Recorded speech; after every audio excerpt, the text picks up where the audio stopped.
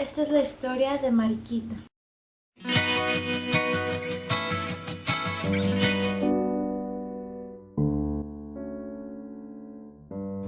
Nunca supe por qué nos mudábamos de casa en casa con tanta frecuencia. Siempre, nuestra mayor preocupación era establecer a Mariquita. A mi madre la desazonaba tenerla en la pieza. Ponerla en el comedor tampoco convendría. Dejarla en el sótano suponía molestar los sentimientos de mi padre, y exhibirla en la sala era imposible. Las visitas nos habrían enloquecido a preguntas, así que, invariablemente después de pensarlo demasiado, la instalaban en nuestra habitación. Digo nuestra porque era de todas. Con Mariquita allí dormíamos 7. Mi papá siempre fue un hombre práctico. Había viajado mucho y conocía los camarotes. En ellos se inspiró para idear aquel sistema de literas que economizaba espacio y facilitaba que cada una durmiera en su cama. ¿Cómo explico? Lo importante era descubrir el lugar de Mariquita. En ocasiones quedaba debajo de una cama, otras en un rincón estratégico, pero la mayoría de las veces la localizábamos arriba del ropero. Esta situación solo nos interesaba a las dos mayores. Las demás, aún pequeñas, no se preocupaban. Para mí, disfrutar de su compañía me parecía muy divertido, pero mi hermana Carmelita vivió bajo el terror de esta existencia. Nunca entró sola a la pieza. Estoy segura de que fue Mariquita quien la sostuvo tan amarilla, pues aunque solamente la vio una ocasión, asegura que la perseguía por toda la casa. Mariquita nació primero, fue nuestra hermana mayor. Yo la conocí cuando llevaba 10 años en el agua y me dio mucho trabajo averiguar su historia. Su pasado es corto y muy triste. Llegó una mañana con el pulso trémulo y antes de tiempo. Como nadie lo esperaba, la cama estaba fría y hubo que calentarla con botellas calientes. Trajeron mantas y cuidaron que la pieza estuviera bien cerrada. Isabel, la que iba a ser su madrina en el bautizo, la vio como una almendra descolorida sobre un tul de almohadas. La sintió tan desvalida en aquel cañón de vidrios que solo por ternura se la escondió entre los brazos. Le pronosticó rizos rubios y ojos más azules que la flor de heliótropo. Pero la niña era tan sensible y delicada que empezó a morir. Dicen que mi padre la bautizó rápidamente y que estuvo horas enteras frente a su camita sin aceptar su muerte.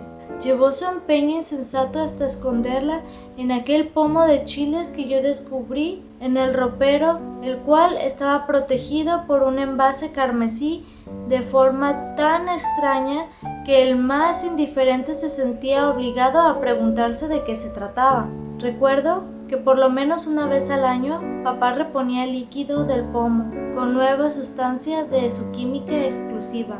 Imagino que sería aguardiente con sosa cáustica. Este trabajo lo efectuaba emocionado y quizá con el pensamiento de lo bien que estaríamos sus otras hijas en el silencioso frasco de cristal, fuera de tantos peligros como auguraba que encontraríamos en el mundo.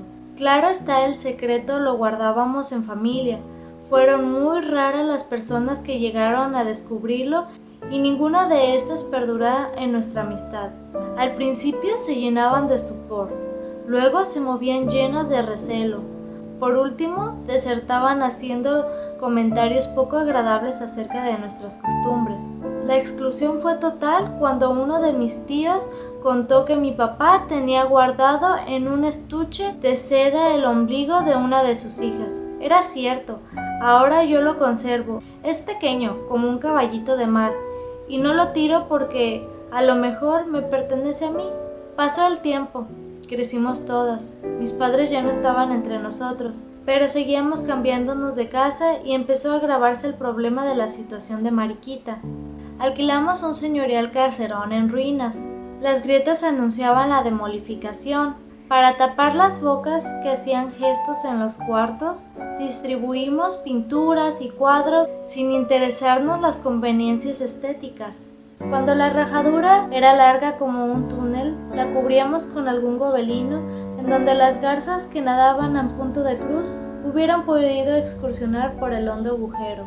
Si la grieta era como una cueva, la sobreponíamos un plato fino, un listón o dibujo de flores. Hubo problemas con el socavón inferior de la sala. No decidíamos si cubrirlo con un jarrón Ming o decorarlo con un oportuno nicho o plantarle un pirograbado japonés. Un mustio corredor que se metía a los cuartos encontraba la fuente de nuestro palacio. Con justo delirio de grandeza dimos una mano de polvo mármol al desahuciado cemento de la pila, que no quedó ni de porfido ni de jaspe, sino de ruin y altisonante barro.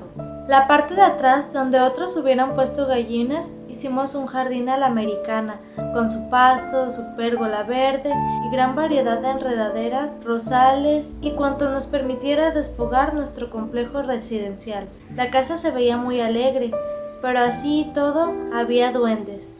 En los excepcionales minutos de silencio ocurrían derrumbes innecesarios, sorprendentes bailoteos de candiles y paredes, o inocentes quebraduras de trastos y cristales. Las primeras veces revisábamos minuciosamente los cuartos, después nos fuimos acostumbrando, y cuando se repetían estos dislates no hacíamos caso. Las sirvientas inventaron que la culpable era la niña que escondíamos en el ropero, que en las noches su fantasma recorría el vecindario. Corría la voz y el compromiso de las explicaciones.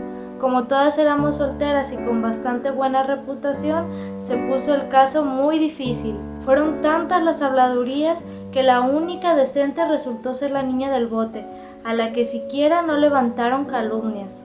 Para enterrarla se necesitaba un acta de defunción que ningún médico quiso extender. Mientras tanto, la criatura, que llevaba 3 años sin cambio de agua, se había sentado en el fondo del frasco definitivamente aburrida. El líquido amarillento le enturbiaba el paisaje. Decidimos enterrarla en el jardín. Señalamos su tumba con una aureola de mostuerzos y una pequeña cruz como si se tratara de un canario. Ahora hemos vuelto a mudarnos y no puedo olvidar el prado que encarcela su cuerpecito. Me preocupa saber si existe alguien que cuide el verde limbo donde habita, y si en las tardes todavía la arrullan las palomas.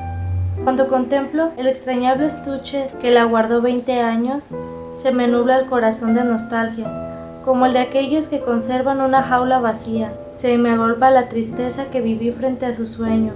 Reconstruyo mi soledad y descubro que esta niña ligó mi infancia a su muda compañía.